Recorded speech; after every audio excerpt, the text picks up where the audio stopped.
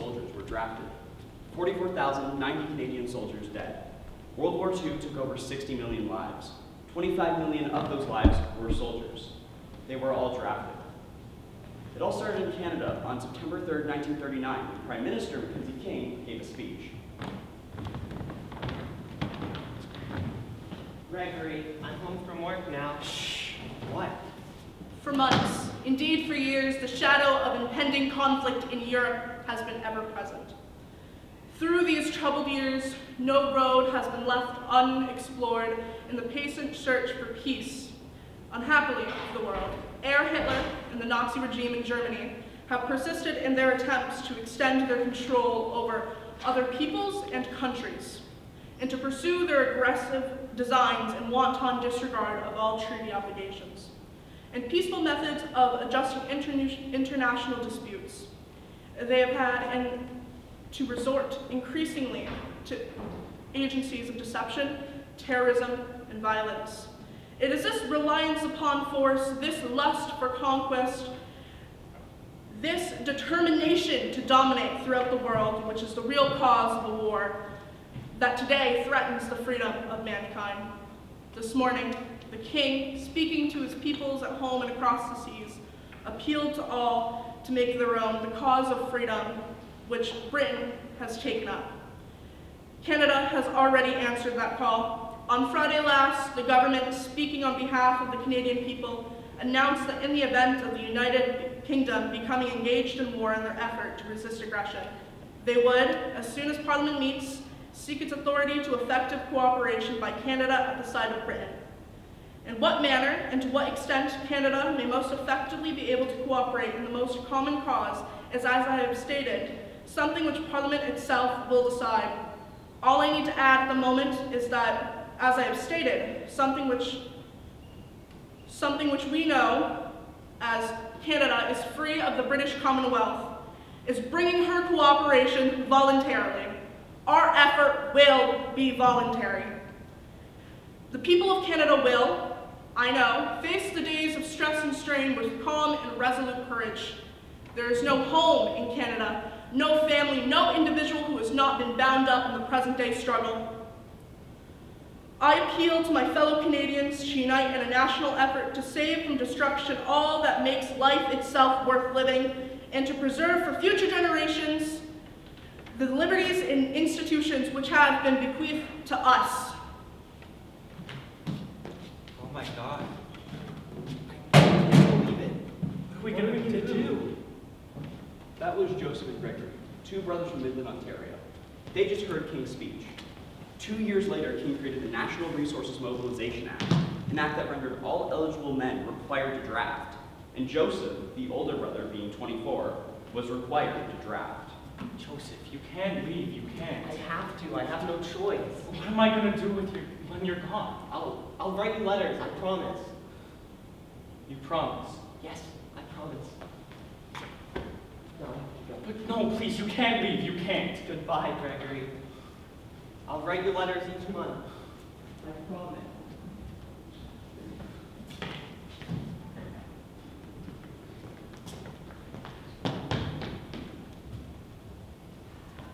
Hello? Hello there. Is this Gregory Smith? Yes, it is. I have a letter here from Joseph Smith. A letter from Joseph. Thank you.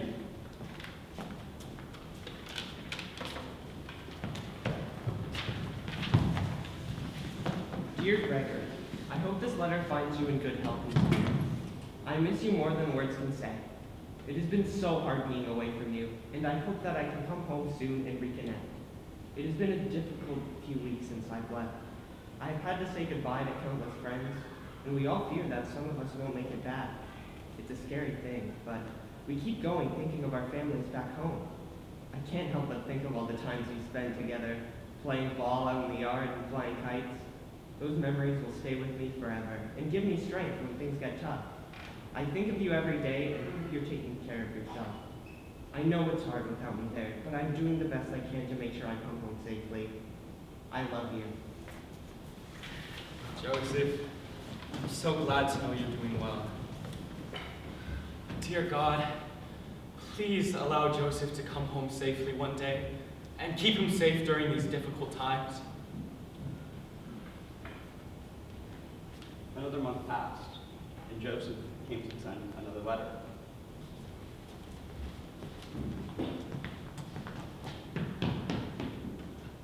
Hello. Another letter from Joseph, sir. Oh, thank you very much, ma'am. Thank you.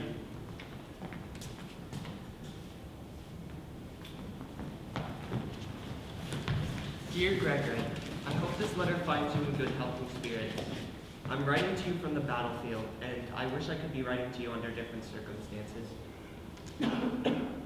It has been a long time since I've seen you, and I miss you dearly. I think of you every day and remember all the fun we used to have together. I can still see us running through fields and climbing trees, like we did when we were kids. I miss those days and hope I can come back and experience them once more. Unfortunately, I'm not sure if that's going to happen. I've been ill for a while now, and I'm not sure how much longer I can last. While I've been sick, there have been some positives. We were visited by a USO camp show. You wouldn't believe it, Gregory. Bing Crosby performed, your favorite. And then there was the circus performer as well. Oh, Gregory, you wouldn't believe how that boy moved. He was flipping and bending all over the place. It reminded me of when we were younger and you pretend you were in the circus. I'm trying to stay strong, Gregory, I am, but it's becoming more and more difficult. I'm tired, both physically and mentally, and I just want to come home.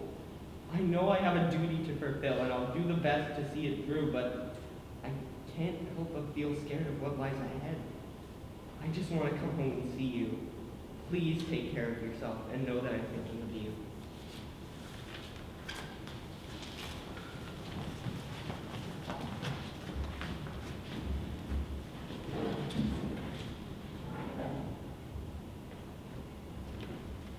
Another 2 months have passed, but Gregory has yet to receive his third letter. What if he's dead? No, that's ridiculous. He can't be dead. He can't. He promised me that he'd do everything that he could. He promised that he... Is this Gregory Smith's residence? Yes, May we come in for a moment, Gregory? you may. I'm sorry to inform you that your brother Joseph has passed away.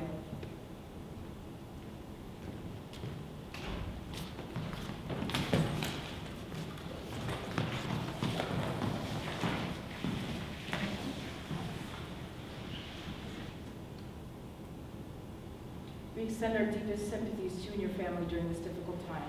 Joseph was a brave and courageous soldier, and his contribution to the war effort will not be forgotten. Please know that we are here to support you and your family in any way that we can. No! We are very sorry, sir. No, he You did promised everything you me! could. Don't touch me! We understand how difficult this time can be, sir. We apologize. We will take our leave now. Again, we are very sorry. Our deepest condolences are with you. No. Joseph! Oh, you can't leave me. Joseph! Joseph and Gregory's story ended very tragically, with Joseph never returning home. But that wasn't a rare occurrence. Let's take a look at Bill and Mary, a husband and wife whose son was recently drafted. I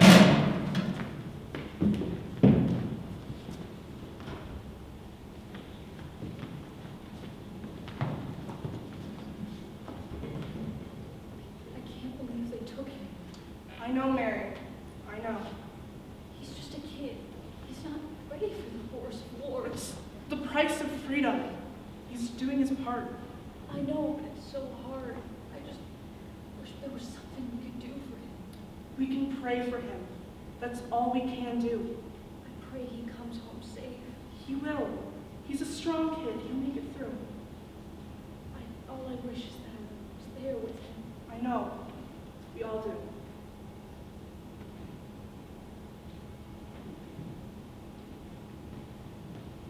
Their son is Jacob Anderson, a soldier for the Canadian military. Let's see how the war is treating him. I had no idea what I was getting myself into when I joined the Army. I had a vision of wearing a uniform and fighting for something greater than myself. This is not what I imagined. Sound of bombs and gunfires all around me. I can't help but imagine what horrors lie just outside my line of sight. I'm scared. I'm afraid of what I might have to do in order to protect my country. Scared of what decisions I might have to make, what I may have to witness. How many people have died today and how many more will die tomorrow? But I know I have to stay strong. I have to stay focused on the task at hand. I cannot let my fear consume me. I cannot let it strip me of my courage. I know that I'm fighting for something greater than myself. I have to fight for my country and for the world.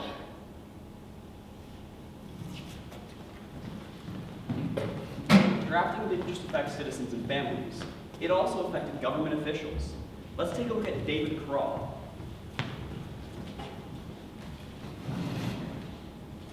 Mayor Kroll, you have another letter of complaint. It's about the same issue. Is it about the recruitment offices? That they're rejecting all Jews in Windsor? Yes, sir. We have word of who's making these decisions. A certain colonel is in charge. I see. Get me in contact with the Windsor Star photographer. I know we can fix this problem. That's good news, sir. This war needs everyone they can get their hands on. The Prime Minister has acknowledged that Jewish servicemen are important, not only for the survival of a Jewish nation, but also against Nazi and fascist aggression. You're right, Deputy.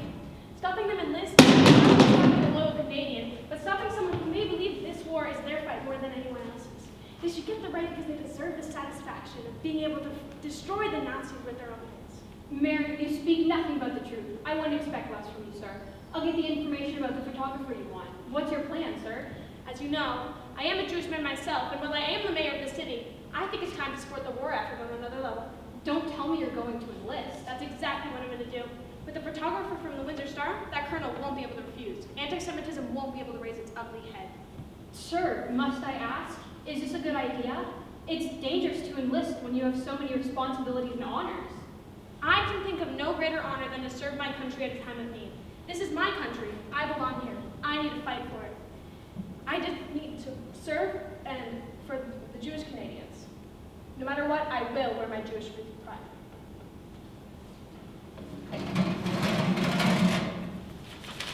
Canada obviously wasn't the only country involved in World War II.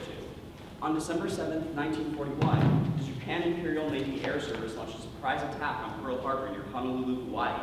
This triggered America's entry into the war, as well as promoting racist ideals of Japanese people and Japanese immigrants within North America.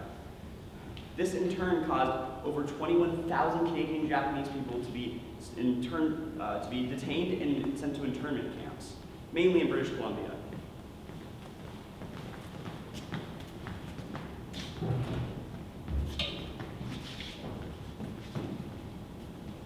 Hello, sir. Can I have some coffee? Why, yes, young man. That'll be 5 cents. Thank you.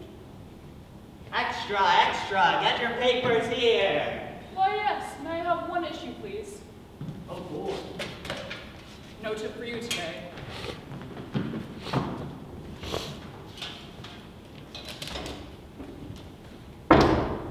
Dear God. What's happened? Is the price of sugar gone up again? You mustn't joke, boy. The Japanese have bombed America. A surprise attack just this morning. What? That doesn't even make sense. That can't be true. The Americans aren't even part of the war. Well, they will be now. We better go home. Some may not take too kindly to you now. Japan is planning a Canadian invasion!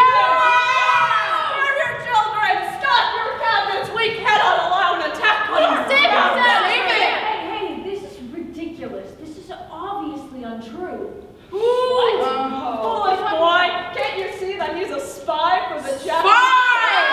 Oh, the horrors! How cruel must you be to send a child as your spy? I'm not a spy. I grew up here. I went to school here. I've lived here my entire life. Really? What? Never seen. I spoke to some of you just yesterday. I don't like to No. See? Lies. Liars. How do we know these people are safe? How do we know that they're not reporting back to their leaders every single day? How do we know that they're not telling them how best to infiltrate our country and kill us civilians? None of us are safe while these